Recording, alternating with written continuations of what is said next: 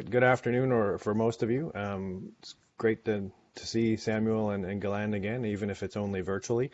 Hope all of you are well in our uncertain times. Samuel asked me to give a few thoughts on the North American context, and so I'm going to touch on 3 points that I've put here on the introduction slide.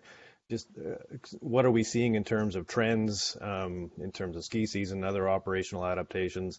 Of course, the billion-dollar question of what does climate change mean for this as that accelerates. I use the term misinformation, so we'll talk what do I mean by that a little bit, and also throughout touching on climate services needs and challenges. We have no pro-snow equivalent here in North America, which is really unfortunate, but hopefully someday we can get to that state because it will be really useful, and I'll make a few points in terms of where climate services could be used in a North American context. So hopefully the slide switched and you're seeing now trends, and I'm going to use the US data just because they have much better data throughout their different regional markets. So you've got the Northeast right through the Pacific Northwest.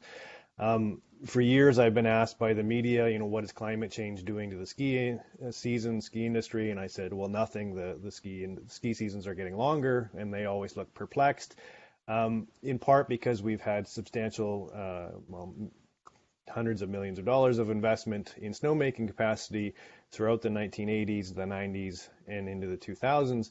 And in each of those decades, in every region, average ski seasons were getting longer until this decade. So even with that massive investment in snowmaking, in each region, we're now starting to see a shrinkage of the average ski season. So that, some might ask, have we reached the sort of era of peak ski seasons that even with additional snowmaking capacity and other adaptations, we can't keep up with the changes that we're seeing? That remains to be seen, but that's the evidence that we're starting to see play out in the last part of this decade. Where we have data, so this is just from our nearby, I'm near Toronto. This is from some of our Ontario market ski areas that have provided us with daily data on their operations going back 17, almost 20 years now. And what we can see is in record warm winters, we can see what climate variability and analogs for climate change do to their operations, how they adapt in everything from ski seasons, but the number of lifts and the percentage of terrain that are open are reduced. So capacity is limited in terms of how many runs that are open. You can see early ski season snowmaking increased in that warmest year 300%, but they had nearly a quarter fewer days to actually make that snowpack in, so it really put pressure on their snowmaking teams. And the other thing that we don't talk about very often is the quality of the conditions changed. From powder to the sort of icy pack that has to be groomed substantially. Those poorer conditions increased substantially, while the good conditions that we would hope for were declined in those sort of years. And so we end up with conditions sometimes like this with reduced capacity, long lines at lifts and things like that. Because skier demand has actually been quite resilient in those record warm winters. On average, visits were only down about 10%. So that's an important thing for us to look forward to. In each of these areas, whether it's which lifts and which runs or pistes that you're keeping open, climate services can support that. When you're making snow, we don't have, as I said, a pro-snow pan-Canadian or pan-North American system to advise. So individual ski areas have to have their own weather stations. Some have them, several kilometers upwind where the lake effect snow usually comes from in our region. So these are areas where snow or climate services could certainly support decision making, but we're not at that stage right now. Europe, you're well ahead of us because of PROSNOW and other actions that you're taking. Of course, the multi-billion-dollar question is, what is climate change going to do to our industry? And if you read the media, and these are just a couple of examples, but you can pull out pretty much any fall start of ski season, media, and you'll see something like this. The decision, at least for the media, is there. How accurate is that? Well, we'll take a quick look. And the first thing I'll show you is just some of our results. This is Eastern North America, so you've got Quebec, Ontario, and Canada, and then the U.S. Eastern Northeast states that represent the Northeast ski region. And what you can see a lower emission RCP 4.5, and then on the right, the higher emission 8.5, and the two time frames that we typically look at. And at the bottom, you can see the average ski season length with the different colored dots. And anything in the red, oranges, and yellows is problematic financially. And so you can see even in the 2050s, certainly southern geography, lower elevation in some of the New York areas, already starting to see some problems. But when you go out into warmer scenarios, longer time frames, you can see there's two things happening. Definite advantage for Quebec. Most of their ski areas with advanced snowmaking are fine. It's the lower latitude areas within the U.S. that will probably be lost in the system. So there's market share to be gained, and we find this in every North American market we look at. There's winners and losers in every region. That comes with a cost, obviously. The snowmaking requirements, as you can see on the left, go up in each of those. In Quebec, less so because it's colder there to begin with. But there's an increased cost associated with keeping those ski seasons for as long as they are in this modeling.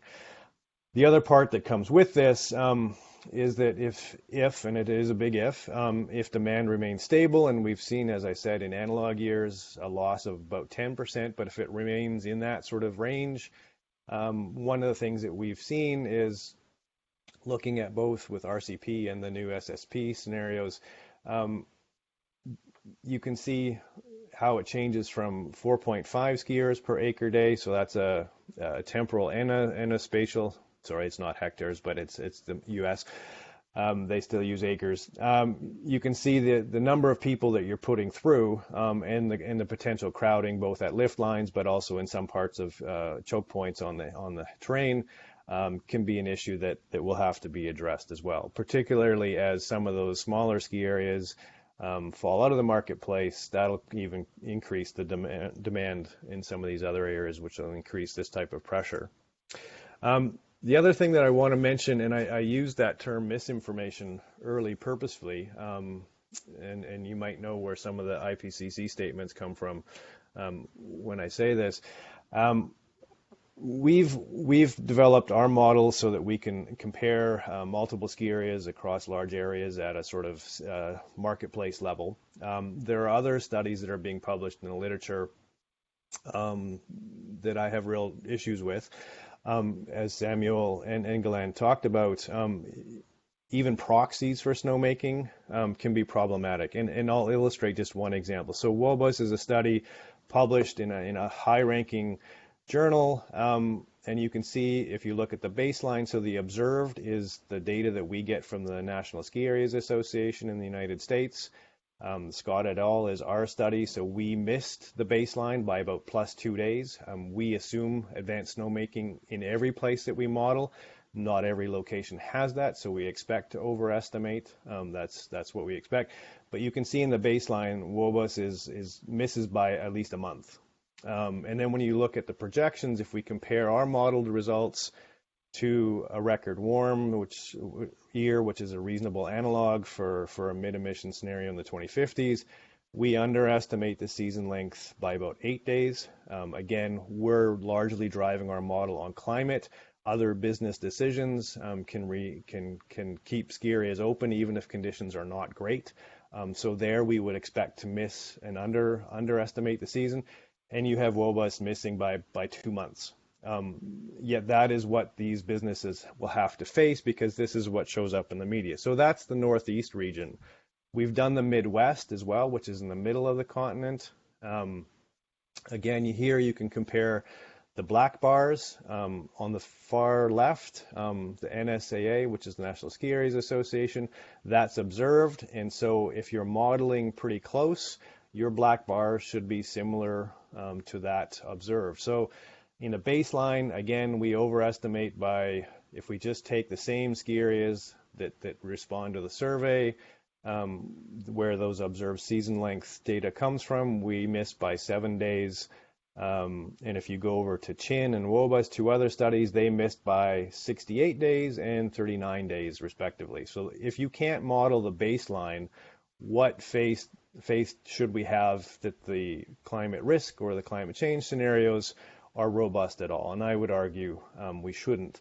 We've also done the Rocky Mountains, which we haven't published yet, and the same problem persists. Why does that matter? All of you on this call will know the pressures for climate risk disclosure are only growing.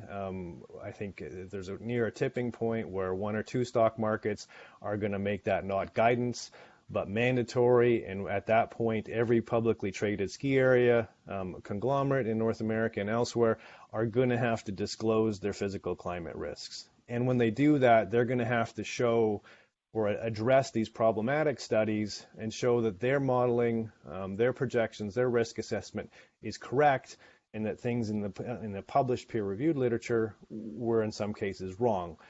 So in terms of key messages, I've got sort of two. I think some of the studies that have done actually misrepresent the climate risk. It's not to say that there's not. There definitely is, but I think they've overestimated it both for lower emission scenarios and certainly mid-century timeframes. And I think that's been an obstacle, certainly here in North America, to effective climate or science-based climate change adaptation, and it's going to increasingly be one. The other thing is, and this is just a fun one that we'll throw in, maybe we can get it into discussion if we have a discussion period. Some have called snowmaking maladaptation, because it uses energy and water. We actually argue the opposite in many of the North American contexts. So in our market here in Ontario and in Quebec is completely hydroelectric. Their grid is essentially zero carbon already. So when you make more snow, you don't utilize any more carbon than you would have. So if you run your lifts longer, you make your snow. Snow goes up on the hill, 90% of it melts back down into the same watershed in spring, and you're using no carbon. If you stop doing that and people get on aircraft and fly to Whistler or they fly to Austria, the carbon footprint for the same ski tourism goes through the roof. And so that sort of discussion needs to be considered in a tourism system perspective, which it often is not. With that, I'll say thank you, and hopefully I stuck to my time. Happy to have any questions, and hopefully we have some time for discussion later on.